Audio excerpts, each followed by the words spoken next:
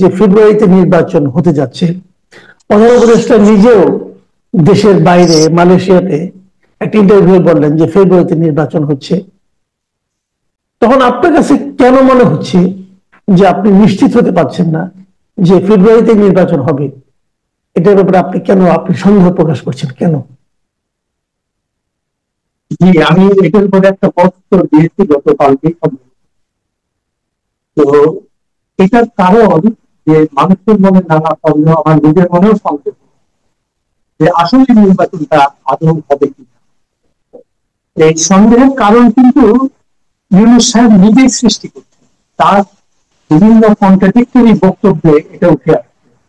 যেমন তিনি মালয়েশিয়াতে যাওয়ার পরে ওখানকার রাষ্ট্রীয় সংবাদ সংস্থা বার্নামাকে খুব স্পষ্টভাবে বললেন যে ফেব্রুয়ারির প্রথম ভাগে নির্বাচন বাংলাদেশে অনুষ্ঠিত হবে এবং আমরা নির্বাচিত সরকারের কাছে ক্ষমতা দিয়ে। খুব ভালো কথা।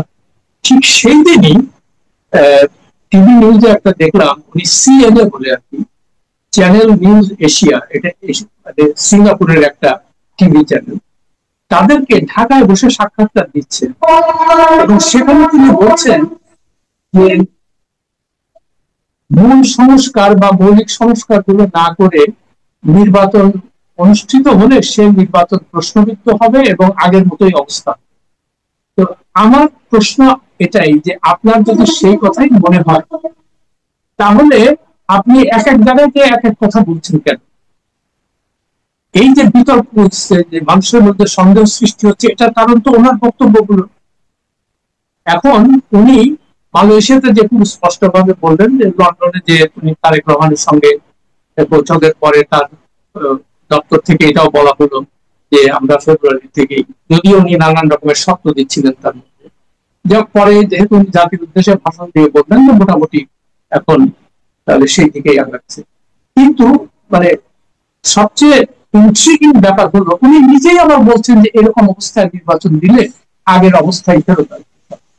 তো তাহলে স্বাভাবিকভাবে প্রশ্ন জাগে যে এইরকম অবস্থায় আপনি নির্বাচন দিতে যদি না চান সেটা আপনি স্পষ্ট করে বলেন না। 2 নাম্বার, আপনি যে 1 বছর হয়ে গেল, আপনি তাহলে যে মৌলিক সংস্কারগুলো দরকার ওনার ভাষায়, যে নির্বাচন ব্যবস্থার সংস্কার, আইনের আইন বিভাগের সংস্কার, বিচার বিভাগের সংস্কার, এগুলো তো ছিল অগ্রাধিকার ভিত্তিতে হওয়া। ওনার তো প্রথম যেদিন ক্ষমতা উনি পেলেন বা দায়িত্ব নিলেন সেই দিন থেকেই, তার পরদিন থেকেই তো এইগুলোর উপরে ওনার ফোকাস করা উচিত। কিন্তু আমরা কি দেখতে পেলাম? আইন শৃঙ্খলার ব্যাপারে উনি ওই খালি মুখেই বলেন, কিন্তু কোনো বাস্তব কি পদক্ষেপ নিলেন সেটা আমরা কেউ দেখলাম না। এবং আরেকটা সবচেয়ে দুঃখের বিষয় যে উনি এই অগ্রাধিকারের দিকে সংস্কার কমিশন করতে যাচ্ছেন, ভালো কথা, কিন্তু আমরা দেখতে পেলাম যে সংস্কার কমিশনের রিপোর্ট জমা দেওয়ার পরেও 4-5 মাস পরেও উনি সে ব্যাপারে কোন রকম কোনো তার আগ্রহ দেখা গেল। ফলে হলোটা কি? এতে যারা সংস্কার কমিশনের ছিলেন, যারা প্রধান ছিলেন, তারা নিজেরাই এটা হতাশা প্রকাশ করছেন যে আমরা তাহলে আমাদেরকে আপনি ডেকে এই এই কষ্টটা কেন করালেন? যদিও সেখানে অনেক খাওয়া দাওয়া হয়েছে, ঠিক আছে, সেটা রাষ্ট্রের পয়সায়, মানে ইন্টারকন্টিনেন্টাল থেকে খাওয়ানো, মানে এটা তো কোনো বাদ মানে ডোনেশনের টাকা সব দিয়ে যাও, ভালো কথা। তো আপনি যখন এই সংস্কার গুলোতে আপনি যদি সিরিয়াস হতেন তাহলে এইটা বাস্তবায়নের পদক্ষেপ নেওয়া ছিল, আপনি সেটা দিলেন।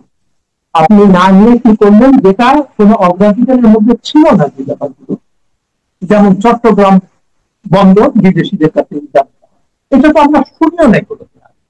মানে উনি আসার পরে ওই কথা বলা, হঠাৎ একদিন শোনা গেল যে উনি এটা নিয়ে কাজ করছেন, প্লাস মানবিক করিডোর, প্লাস রোহিঙ্গা প্রত্যাবাসন, তারপরে কি নন ডিসক্লোজার এগ্রিমেন্ট সাইন করো, এই যে কতগুলো ব্যাপার জিনিসগুলো উনি একের পর এক করে গেলেন। তার চেয়েও বড় কথা, ওনার যেহেতু সময় কম, মানে এই ওনার যদি মনে হয়ে থাকে যে এই আমাদের অন্তর্বর্তী সরকারের মানে এই সময়ের মধ্যে ন্যূনতম যে সংস্কারগুলো মৌলিক সঙ্গে এগুলো করে আমরা তারপরে ইলেকশন দিব, এখন ইলেকশন হলেই যে বাংলাদেশের সমস্ত সমস্যা শুরু হয়ে যাবে, এটা তো আমি আপনার অনুষ্ঠানে বলতে আমি নিজেও বিশ্বাস করি না।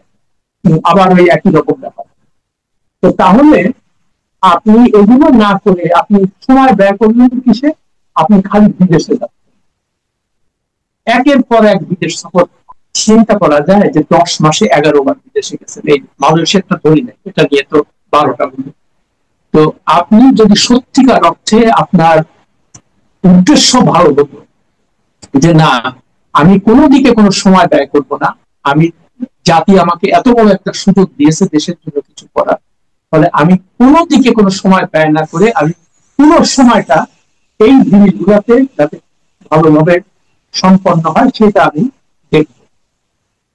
একটা এই, আর এরা এই সরকারের আরেকটা জিনিস লক্ষ্য করেছেন, এরা রাতের অন্ধকারে গভীর রাতে সক্রিয় প্রজ্ঞান করে। এটা নিয়ে আমার একটা হইচই হয়, কি ব্যাপার? তো আপনারা যদি স্বচ্ছতায় বিশ্বাস করেন, তো আপনাদের গভীর রাতে প্রজ্ঞাপন দান করতে হবে। এই উদ্দেশ্য মানে এই বিতর্ক সৃষ্টি, অহেতুক বিতর্ক সৃষ্টি করার কারণগুলো এটা তো আপনি বুঝতে পারছি না আমরা। তো যার কারণে হচ্ছে কি, জি, আমি বুঝতে পেরেছি আপনার ব্যাপারটা, নির্বাচন নিয়ে আপনার সন্দেহের কারণটা এটা ওনাদের কারণে সৃষ্টি হয়েছে। আমি এই সাম্প্রতিক সময়ে একটা বিষয় নিয়ে একটু আলোচনা করতে চাই। সেটা হলো, আপনি দেখেছেন আজকে তো 18 তারিখ আগস্টের, 15 আগস্ট পালন নিয়ে নানা ধরনের ধূম্রজাল আমরা কিন্তু লক্ষ্য করলাম যে প্রধান উপদেষ্টা প্রেস সেক্রেটারি বললেন যে 15 আগস্টে কোনো কর্মসূচি গ্রহণ করা হলে তার বিরুদ্ধে আইনানুগ ব্যবস্থা নেওয়া হবে। এবং তারপরে একদিন ধানমন্ডির ওসিকেও বলতে শুনলাম যে ওনারা নাকি এই প্রেস সেক্রেটারির নির্দেশনাকে ফলো করছেন। এরপরে দেখলাম যে একজন রিক্সাওয়ালা, রিক্সা চালক, উনি ফুল দিতে এসেছেন, তাকে ধরে নিয়ে যে একটা হত্যা প্রচেষ্টা মামলায় আদালতে নেওয়া হলো এবং তাকে জেলে পাঠিয়ে দেওয়া হলো।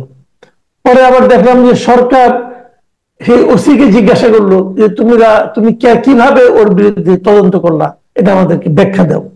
এই যে বিষয়গুলো, যে আসলে 15 আগস্ট যদি কেউ শোক পালন করতে চায়, যদি আওয়ামী লীগেরাও যদি কর্মকাণ্ড হয় নিষিদ্ধ, কিন্তু যদি কোনো ব্যক্তি পর্যায়ে কেউ করতে চায়, তাহলে সেটাকে আপনি আইনানুগ ভাবে কিভাবে বাধা দেবেন? এবং এটা নিয়ে যে কাজগুলো সরকার করছে, এই কাজটাকে আপনি কিভাবে দেখবেন? এই যে আপনি যে খুব মানে মূল জিনিসটাতেই আপনি মানে টাচ করেছেন, এদের এই যে বিভিন্ন রকমের কার্যকলাপ গুলো, এটাতেই তাদের মানুষের সন্দেহ হচ্ছে এই সরকারের মোটিভ নিয়ে। তাদের মোটিভটা কি এটা নিয়ে? মানে কিছুক্ষণ আগে যেটা আপনি বললেন, আমিও পত্রিকায় দেখলাম যে ওইখানকার থানার ওসি বলছে যে আমরা প্রেস সেক্রেটারির নির্দেশনা মোতাবেক কাজ করছি। তখনই আমার এই খবরটা দেখলাম যে প্রেস সেক্রেটারি কি স্বরাষ্ট্র মন্ত্রণালয়ের ঊর্ধ্বতন কেউ?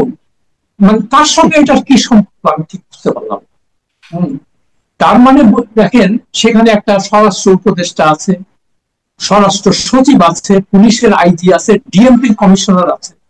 তো এই নির্দেশনা যদি কারো দেওয়ার এখতিয়ার থাকে, সেটা হলো ডিএমপি কমিশনার, তার আন্ডারে ঢাকার থানাগুলো।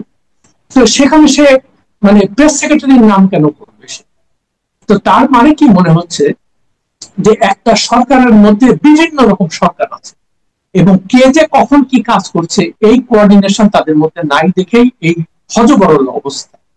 তারপরে দেখেন, আপনি আইন করে যদি আমার যদি সত্যিকার অর্থে তার জন্য ভালোবাসা থাকে, জাতির জনকের জন্য বা বঙ্গবন্ধু যেটাই বলেন, তিনি অনেক কাজ করেছেন যেটা আমি নিজেও পছন্দ করি না, এবং আমি এগুলো লিখেছি যে উনি মানে আমরা যে স্বাধীনতা যুদ্ধে সবাই ঝাঁপ দিয়ে পড়েছিলাম, আমি অবশ্য অস্ত্র হাতে নিই নাই, তো তার ডাকেই আমরা গেছি।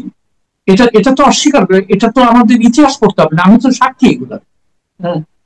তো এখন তাকে তার পরবর্তী মানে 73 থেকে 75-এর মধ্যে তার অনেক কার্যকলাপের কারণে তিনি নিন্দিত হয়েছেন, বিতর্কিত হয়েছেন, খুব ভালো কথা। এখন একটা মানুষের স্বাধীনতা আন্দোলনে তার যে অবদান, এটা তো আপনি জোর জবরদস্তি মুছে ফেলতে পারেন না। এটা তো অসম্ভব একটা ব্যাপার। আপনি বলতে পারেন তার ভালো দিক কোনটা, তার মন্দ। আমি একটা লেখার মধ্যে লিখেছিলাম যে তার 32 নাম্বার ভাঙ্গার উচিত ছিল না, সেখানে বলা উচিত ছিল যে এটা একটা জাদুঘর হবে। কিসের জাদুঘর? মহানায়ক থেকে খলনায়ক, তার ভালো দিকগুলা বলবেন, তারপরে তিনি যে খারাপ কাজগুলো সেটা, তারপরে আপনারা ওখানে ভেঙে দিবেন।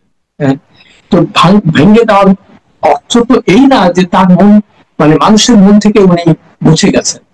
এবং মুছে যে যান নাই, এত কিছুর পরেও, আওয়ামী লীগের এত অত্যাচার, এত কিছুর পরেও তো মানুষ সেখানে যাচ্ছে, মানুষ জি। খুলতে দেওয়ার চেষ্টা করছে। তো তার অর্থটা কি, যে আপনি কি এটা আইন করে বন্ধ করতে পারবেন? এটা তো একটা অসম্ভব ব্যাপার। তো আপনার উচিত ছিল এই সরকার বা পরবর্তী সরকার যারাই আসছে তারা এমন কাজ করা, যাতে করে মানুষের একটা তুলনা করতে পারে যে কোন সরকার ভালো ছিল, কোন সরকার খারাপ ছিল। এখন আপনি এসেই নানান রকমের এজেন্ডা বাস্তবায়ন করার চেষ্টা করছেন। আপনি জাতির জনকে মুছে ফেলতে চান। আপনি আওয়ামী লীগকে, ঠিক আছে আওয়ামী লীগ হাসিনা জঘন্যতম কাজ করছে, আমরা সবাই জানি। হ্যাঁ, তো তার প্রকৃত বিচার করেন, সব যেগুলো করা দরকার সেগুলো আপনি না করে আপনি এখন ওই রিক্সাওয়ালা ধরতেছেন, এই বেটা তুই ওখানে ফোন দিতে গেছিস কেন? আরে ভাই, সে নিয়ে তার তার স্ত্রীকে দেখলাম ওই টিভিতে বলছে যে উনি সবসময়, আমার স্বামী বলতো উনি বঙ্গবন্ধুর মন থেকে ভালোবাসে। তো এই যদি একটা ব্যক্তির যদি এরকম অনুভূতি হয়, আপনি সেটাকে আইন করে বন্ধ করতে পারবেন কোনদিন? তো আপনার উচিত, মানে আপনার তো প্রধান কথা হচ্ছে প্রেস সেক্রেটারি এখানে কি কি তার ভূমিকাটা কি, আমি তো বুঝতেছি না কিছু এগুলো। আচ্ছা, এবং আমি দেখেন, আরেকটা, জি, জি, আমি আমি আরেকটা বিষয় নিয়ে আলোচনা করতে যাচ্ছি। এটাও মানে এর সময় খুব আলোচিত হচ্ছে। সেটা হলো, হঠাৎ করে দেখলাম যে একটা রিপোর্টই বের হলো, এবং সেই রিপোর্টটাকে সরকারের পক্ষ থেকে অথবা সরকারের বিভিন্ন লোকের পক্ষ থেকে খুব আনন্দের সঙ্গে গ্রহণ করা হয়েছে। সেটা হলো, এই যে একটা রিপোর্ট বলা হলো যে বঙ্গবন্ধুর যে অসমাপ্ত আত্মজীবনী, এটা নাকি পুলিশের সাবেক আইজিপি জাভেদ পাটোয়ারি লিখে দিয়েছেন। এবং এর বিনিময়ে উনি কত টাকা পেয়েছেন, এবং তার সঙ্গে নাকি আরো 124 জন না কতজন লোক ছিল, এদের 121 সবাইকে জন, 1 কোটি করে টাকা। হ্যাঁ, 121 জন। 121 জন ছিল, এদের সবাইকে 1 কোটি করে টাকা দেওয়া হয়েছে, এবং একটা করে ফ্ল্যাট ফ্ল্যাট কি কি দেওয়া হয়েছে। তো এই যে গল্পটা, আমার কাছে এটা নিছক গল্পই মনে হচ্ছে জিনিসটা। তো যাই হোক, আপনি এটা আপনার মতো করে বলবেন।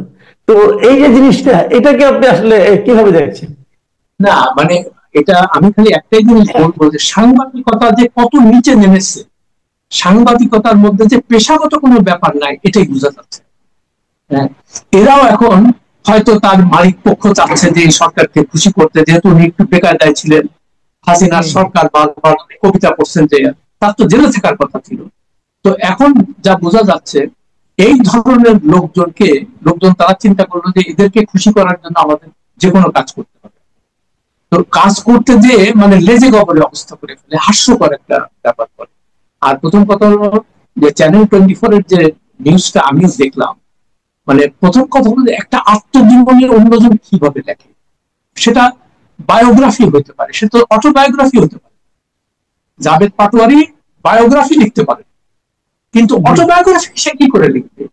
তারপরে আমি কালকে ফেসবুকে আরেকজনের একটা মন্তব্য দেখলাম যে উনি বলছেন যে আমি এই বইটা পুঙ্খানুভাবে পড়েছি।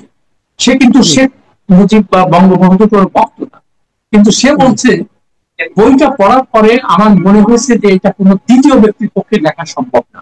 তার মধ্যে ওই যে ভিতরের যে মানে আত্মজীবনী লিখতে গেলে মানে ঘটনার ভিতরে প্রবেশ করতে হয়, এটা বাইরের লোকের পক্ষে জানা, ওই ওই অনুভূতিটা প্রকাশ করা সম্ভব। তো এখন আরেকটা কথা, আমি দেখেন জার্নালিজমের ফ্ল গুলো, এদের সম্পাদক কারা, রিপোর্টার তো মানে কি বলবো, আমার খালি মনে হয় যে এটা সম্পাদনার দায়িত্বে কার, সম্পাদকটা কি? সে তো বলবে তুমি যে 121 জনের কথা বললা, তার 5টা লোকের নাম বলো, সেটা তো তুমি বললে না কিছু। তুমি বলতেছো 1 1 কোটি টাকা করে নিছে, 1 1 কোটি করে ফ্ল্যাট দিছে। তো সেটারও তো একটা নথি টথি কিছু দরকার ছিল, একটা প্রমাণ। তুমি জাস্ট খালি বলে দিলা। এখন তারপরে কি হলো, দুদক দেখলাম, দুর্নীতি দমন কমিশন বলছে যে এটা আমরা নজরে নিয়েছে এবং এটা ইনভেস্টিগেশন হচ্ছে। তো ভাই তুমি যদি সাংবাদিক, তো তুমি তুমি এই সমস্ত মানে গাঁদা টাদা খেয়ে এই সমস্ত কি কি বলতেছো এগুলা? না, আর এটা এটা এটা কি দুদকের কাজ? না মানে ঠিক আছে, যদি কেউ করে থাকে, মানে কি বলে, দুর্নীতি করে থাকে, সেটা দুর্নীতি দমন কমিশন। আচ্ছা, আরেকটা জিনিস কালকে আমি দেখলাম সমকালে একটা রিপোর্ট। সেটা হলো এখনকার যে দুর্নীতি দমন কমিশনের চেয়ারম্যান আব্দুল মোমেন, তাকে আমি ব্যক্তিগতভাবে চিনি, আমার অনুস্পতি ছোট ভাইয়ের মতো, খুব ভালো এমনিতে সব দিক থেকে। সে দেখলাম কোন একটা অনুষ্ঠানে বক্তব্য দিচ্ছে যে এখন দুর্নীতি দমন কমিশন খুব ভালো এভাবে কাজ, স্বাধীনভাবে কাজ করছে, এবং ইউনূস সাহেব নাকি মানে সাংঘাতিক, উনি মানে মানে উনি দুর্নীতির কোনো ব্যাপার উনি মানে সহ্য করবে না, এরকম একটা ইমপ্রেশন। আমি রিপোর্টটা ভালো করে পড়ানোর সময় পাইনি, যা দেখি হেডলাইন দেখতে বুঝলাম। এখন আমার কথা হলো যে ইউনূস সাহেব তো দুর্নীতির দায়ে সাজাগ্রস্ত হয়েছিলেন, ওনার তো সাজা হয়েছিল, উনি তারপর সেটার বেসিসে উনি মামলা করছেন, সে মামলা চলতেছিল।